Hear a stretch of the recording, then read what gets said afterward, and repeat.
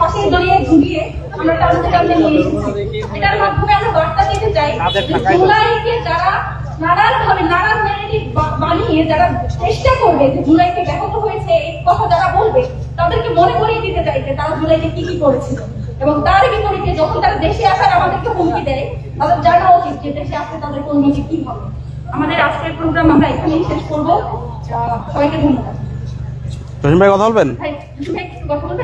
আমাদের হচ্ছে আহত যোদ্ধা জুলাই গণ অভ্যুত্থানে জসিম ভাই আছেন, জসিম ভাইকে অনুরোধ করবো একটু কথা বলার জন্য।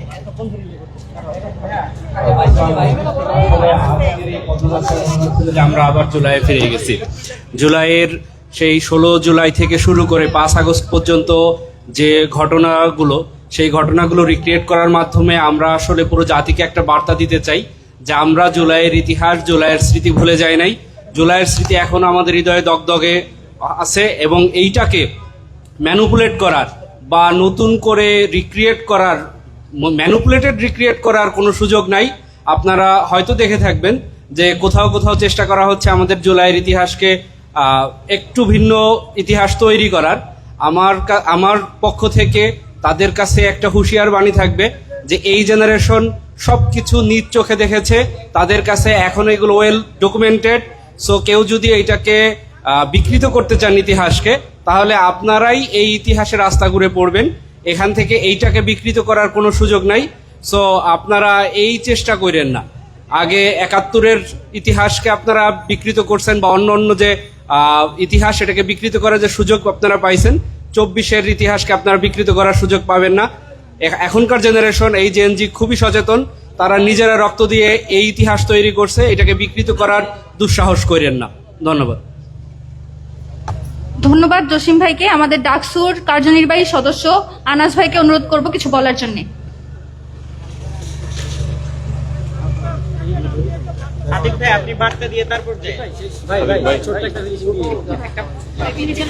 সাংবাদিক বন্ধুগণ, সবাইকে ধন্যবাদ। আপনারা দেখতে পাচ্ছেন আজকে আমরা আবারও জুলাইয়ের সেই দিনকে, আমরা যেই কফিন মিছিল করেছিলাম, আমাদের যেই আহত এবং আমাদের যে শহীদরা, তাদেরকে আমরা আজকে প্রতীকীভাবে স্মরণ করেছি।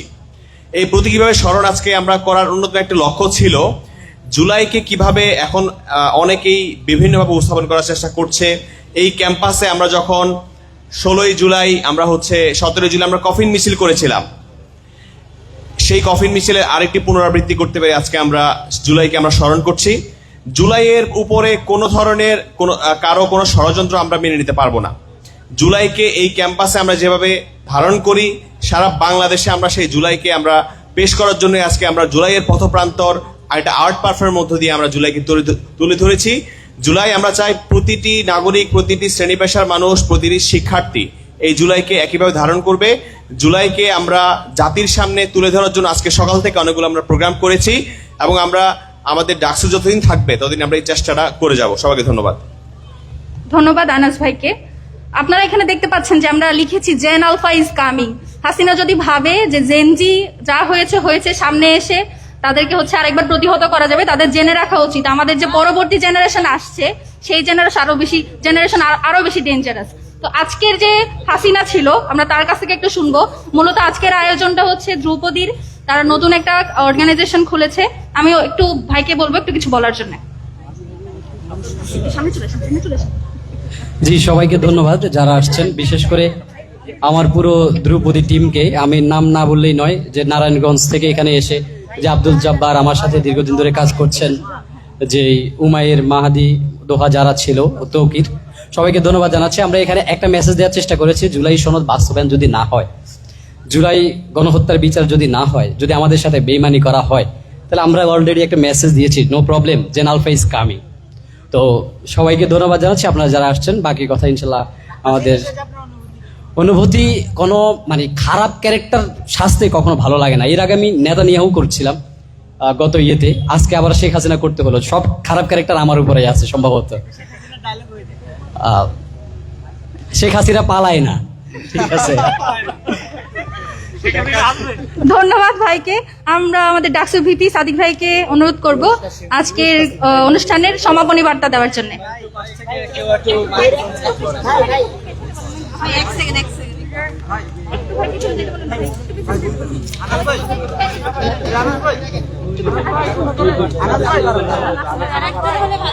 ঠিক আছে। আসসালামু আলাইকুম রহমতুল্লাহ। জুলাই বিপ্লবের মাধ্যমে আমরা রাজনৈতিকভাবে আজাদি পেলেও এখন পর্যন্ত আমরা সাংস্কৃতিকভাবে আজাদি পাইনি। কালচারাল ফেসিস্ট চক্র তারা বিপ্লব পরবর্তী গর্তে ছিল, গুপ্ত অবস্থায় ছিল। এখন 2 বছর পর যখন আমরা পর্যালোচনা করছি, এই কালচারাল ফেসিস্ট চক্র আবার তারা আগের মতো সক্রিয় হয়েছে। তারা আবার সেই হাসিনার যে ফেসিবাদী রাষ্ট্র কাঠামো, সেটাকে তারা আবার নতুনভাবে এই বাংলার জমিনে তাদের আলাপের মাধ্যমে, টকশোর মাধ্যমে, বিভিন্ন মিডিয়ার মাধ্যমে সেই রাষ্ট্র প্রকল্পকে আবার নিয়ে আসতে চাই, জুলাইকে নাই করে দিতে চাই, এবং যারা জুলাই যোদ্ধা আছে তাদেরকে হত্যাযোগ্য করতে চাই। তো সেই জুলাইকে কালচারালি প্রাসঙ্গিক করার জন্য আজকে ঢাকা বিশ্ববিদ্যালয় কেন্দ্রীয় ছাত্র সংসদ ডাকসু আমরা এই আর্ট পারফর্মিং আয়োজন করেছি। এই আর্ট পারফর্মিং আমাদেরকে সার্বিকভাবে সহযোগিতা করেছে নতুন সংগঠন ধ্রুপদী, যারা কালচার নিয়ে কাজ করে, নতুন দিনের যে সংস্কৃতির কথা আমরা বলছি জুলাই বিপ্লবের আকাঙ্ক্ষাকে ধারণ করে, সেই সংস্কৃতি নিয়ে তারা কাজ করছে। এবং আজকে এখানে ওয়ারাক ইবনে বাশার আছে, যিনি ডিরেক্টরের ভূমিকা পালন করেছে। আমরা ডাকসুর পক্ষ থেকে তাকে আন্তরিকভাবে ধন্যবাদ জানাচ্ছি। আমরা এখানে 14 জুলাই থেকে একদম 36 জুলাই পর্যন্ত ঘটনার প্রবাহগুলো আমরা তুলে ধরার চেষ্টা করেছি। আপনারা জানেন 14 জুলাই হাসিনা আমাদের যৌক্তিক আন্দোলনকে রাজাকারের সাথে তুলনা করেছিল, এবং সেদিন ঢাকা বিশ্ববিদ্যালয়ের প্রত্যেকটা হল এবং প্রত্যেকটা প্রান্তর স্লোগানে মুখরিত হয়েছিল, তুমি কে আমি কে, রাজাকার রাজাকার। সেই স্লোগান আজকে আমরা প্ল্যাকার্ড সহ এখানে নিয়ে এসেছি।